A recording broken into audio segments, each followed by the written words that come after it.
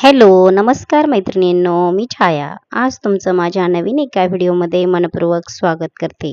तर पाहू शकता, आज आपण बनवणार आहोत दुपारच्या जेवणासाठी ब्रोकोली. आणि ही ब्रोकोली मी कालच सकाळीच मार्केटमध्ये गेले होते आणि ताजी ताजी मला ब्रोकोली दिसली. आणि म्हणजे कारण ही मी खूप दिवसापासून पाहते, परंतु मला ही भाजीची माहिती नव्हती आणि कशी करायची हे सुद्धा माहीत नव्हतं. पण मी फर्स्ट टाईम आणली आणि म्हटलं चला तर खरं करून तर पाहू, आणि आवडली तर नक्कीच परत पण घेऊ आपण.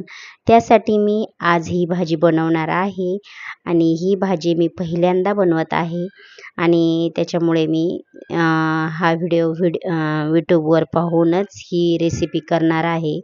आणि त्यासाठी म्हणजे कोणी कोणी कांदा आणि गिरवी म्हणजे गिरवी करून करतात, तर कोणी काळा मसाला करतात, तर कोणी फक्त शेंगदाणे घालूनही करतात. मी 2-3 प्रकारची पाहिली आणि दोन्ही 3 प्रकारचीही मी एकदा एकदा करून पाहणार आहे. जर ही भाजी आवडली तर नेक्स्ट टाईम परत घेऊन येणार आहे. तर पाहू शकता, अशा पद्धतीने मी टोमॅटो आणि कांदा, लसूण, अद्रक हे सगळं कट करून घेतलं आणि नंतर छान असं त्याला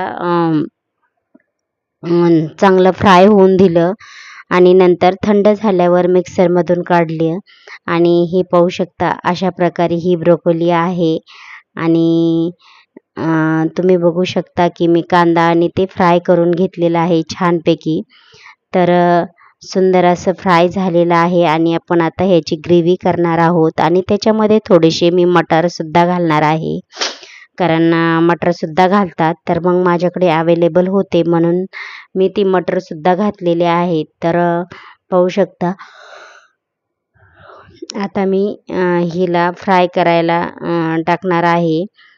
तर ही आपल्या फ्लावरसारखी लगेच होत नाही, थोडासा वेळ लागतो. उकळी घेऊन घेतली 2 वेळा, पण तरी पण एवढी अशी काही गाळासारखी झाली नव्हती, परंतु छान होती. अशीच भाजी छान लागते, कारण आपण फ्लावरला थोडंसं जरी फ्राय केलं तरी लगेच ती असं गचगच होतं, परंतु ही तशी झाली नाही. आणि पाहू शकता, ग्रेव्ही करून घेतली आणि थोडासा कढीपत्ता टाकला आणि खडा मसाला टाकला. आणि हे पाहू शकता, तेजपत्तासुद्धा घालणार आहे त्याच्यामध्ये. तेजपत्त्याने टेस्ट छान येणार आहे आपल्या ह्या भाजीला. आणि थोडेफार मसाले टाकले आणि छान अशी त्याच्यात फक्त 2 ते 3 कप पाणी घालायचं आहे आणि नंतर आपली भाजी करून घ्यायची आहे. ती थोडीशी क्लिप माझ्याकडून मिस झालेली आहे, त्यामुळे मी डायरेक्टली गिरवी केली आणि नंतरचं जे थोडंसं घ्यायचं होतं ते मिस झालेलं आहे. आणि मग पाहू शकता, अशा प्रकारे आपली सुंदर अशी भाजी तयार झालेली आहे. आणि तुम्हाला ही भाजी कशी वाटली ही सुद्धा सांगा. आणि पाहू शकता, सुंदर अशी आपली ही ब्रोकोलीची रेसिपी मी केलेली आहे आणि भाजी पण खूप सुंदर लागली. नक्कीच तुम्ही सुद्धा करून पाहता आणि तुम्ही पण घेऊन या.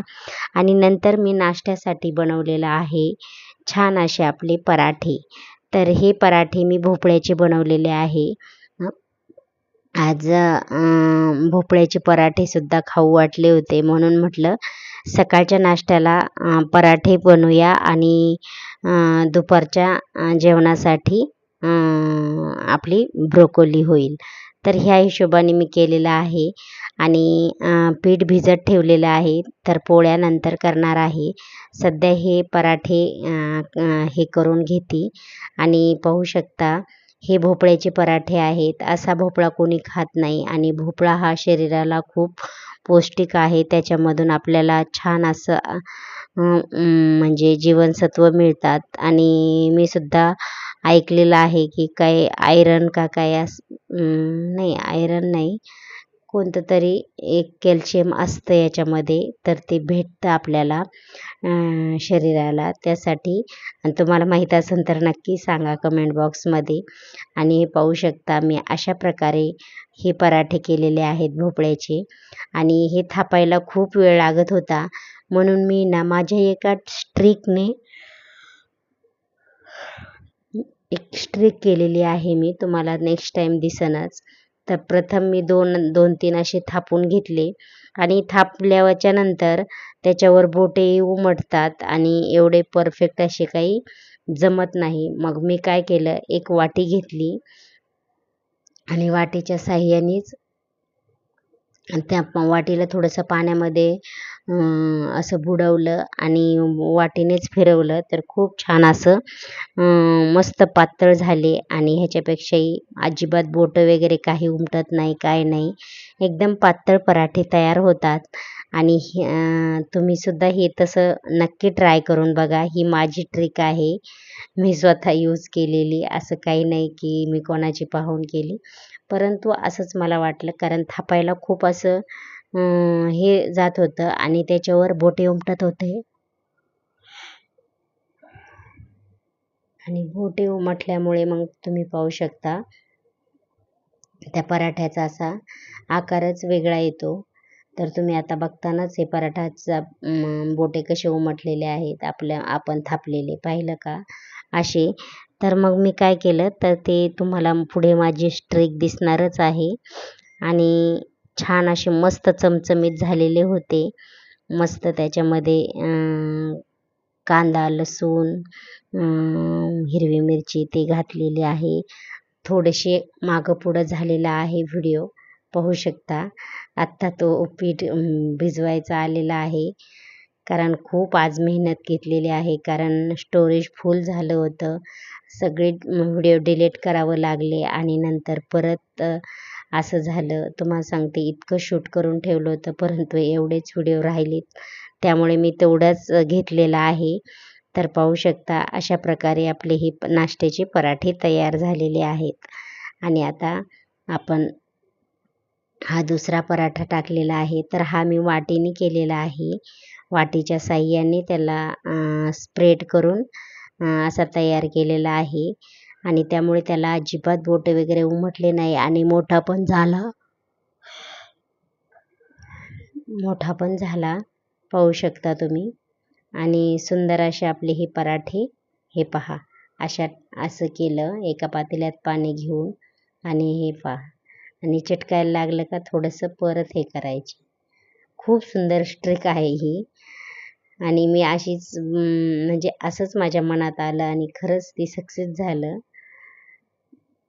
हे पाहू शकता आणि फास्ट पण होते काहीच नाही आणि पातळ कुठेच असं जाड आणि पातळ राहत नाही. एकसारखा असा सुंदर येतोय हा पराठा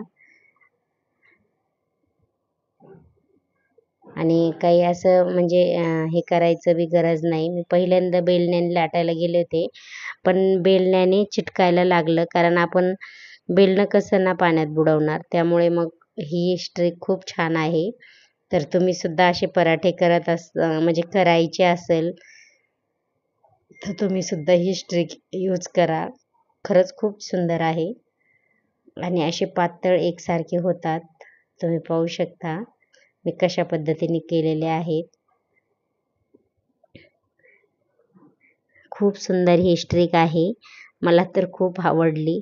मी अशीच ट्राय करून बघितली पण ती सक्सेसफुल झाली. तर पाहू शकता फक्त थोडंसं पाण्यामध्ये बुडवायचं. थोडंसं फिरवलं का चिटकायला लागलं का पाण्यामध्ये बुडवायचं आणि चिटकलं तरी ते काही खराब होत नाही. परत ते होऊ शकतं आणि हे टिपके का करतात हे माहीत नाही पण मम्मी करायची पहिली. आम्ही लहान होतो तेव्हा. तसंच मी पण करते. तर हे पाहू शकता आपले पराठे सुंदर असे रेडी झालेले आहेत. आता आपलं दुपारचं जेवणाची तयारीसुद्धा झालेली आहे आणि नाश्त्याची तयारीसुद्धा झाली आहे.